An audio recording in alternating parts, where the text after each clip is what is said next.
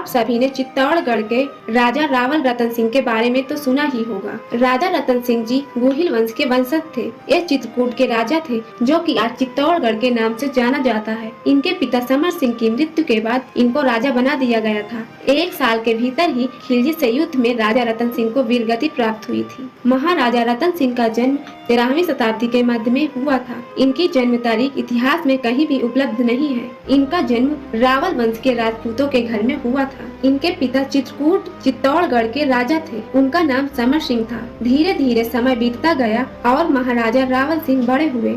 सन 1302 ईस्वी में इनके पिता समर सिंह की मृत्यु के बाद राजा रतन सिंह को राजा बना दिया गया और इन्होंने चित्तौड़ की राजगद्दी संभाली और चित्तौड़गढ़ के राजा बन गए। कुछ लोगों का मानना है कि पद्मावती के पिता ने इनके विवाह के लिए एक स्वयंवर रचा था। इस स्वयंवर में कई सारे हिंदू राजाओं ने हिस्सा लिया और राजा रतन सिंह ने भी इस स्वयंवर में हिस्सा लेने का फैसला किया, जबकि पहले से ही इनके 13 रानियां थी। महाराजा रतन सिंह ने वह महाराजा मलखान सिंह को हराकर रानी पद्मावती के साथ फेरे लिए और वापस चित्तौड़गढ़ चले आए। रानी पद्मावती के साथ विवाह के बाद इन्होंने फिर दोबारा शादी नहीं की। कुछ लोगों का मानना है कि एक तोते ने रानी पद्मावती की सुंदरता के बारे में राजा रतन सिंह को बताया था, जिसके कारण इन्होंने उनसे विवाह करने का निर्णय लिया और 16,000 सैनिकों के साथ इन्होंने सिंघल साम्राज्य पर हमला कर दिया। लेकिन वहाँ इनको पराजय का सामना करना पड़ा और इनको बंदी बना लिया गया। इनको फांसी भी देने वाले थे, लेकिन तभी उस साम्राज्य के गायक ने बताया कि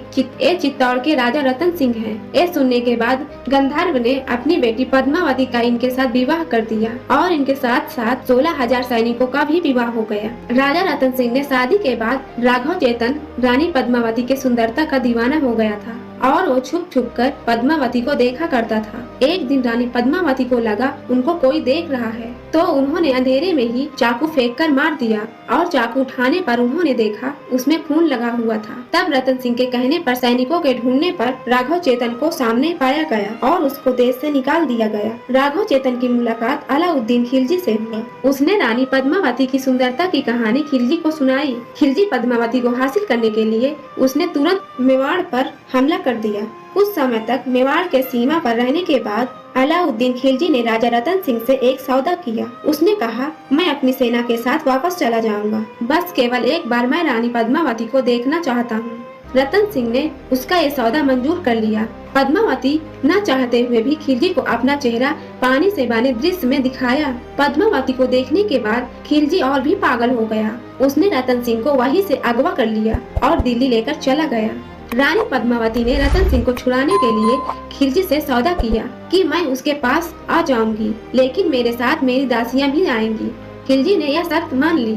रानी पद्मावती ने दासियों की जगह सैनिकों को लेकर गई और राजा रतन सिंह को वहां से छुड़ा लाई। वहां से आते वक्त रतन सिंह ने खिलजी के साथ युद्ध की घोषणा कर दिया। युद्ध में खिलजी ने रतन सिंह को धोखे से मार दिया। रतन सिंह को मारने के बाद खिलजी रानी पद्मावती को पाने के लिए महल की तरफ भागा। ऐसे ही रानी पद्मावती को यह संदेश मिला, राजा रतन सिंह की मृत्यु हो गई है। तब रानी पद्मावती ने अपने साथ 16,000 औरतों के साथ मेवाड़ के महल में ही सभी ने जौहर किया। अलाउद्दीन खिलजी से लड़ते हुए चित्तौड़ के सभी लोगों की मृत्यु हो गई और रानी पद्मावती और चित्तौड़ की अन्य स्त्रियों ने अपने सम्मान के लिए जौहर कर लिया। अलाउद्दीन को केवल चित्तौड़ का महल ही मिला और कुछ भी नहीं मिला। यदि यह जानकारी आप सभी को अच्छी लगी हो तो नीचे कमेंट्स में जरूर बताएं और हमारे YouTube चैनल को लाइक और सब्सक्राइब करें ताकि अगली नोटिफिकेशन आप तक पहुंच जाए। Thank you.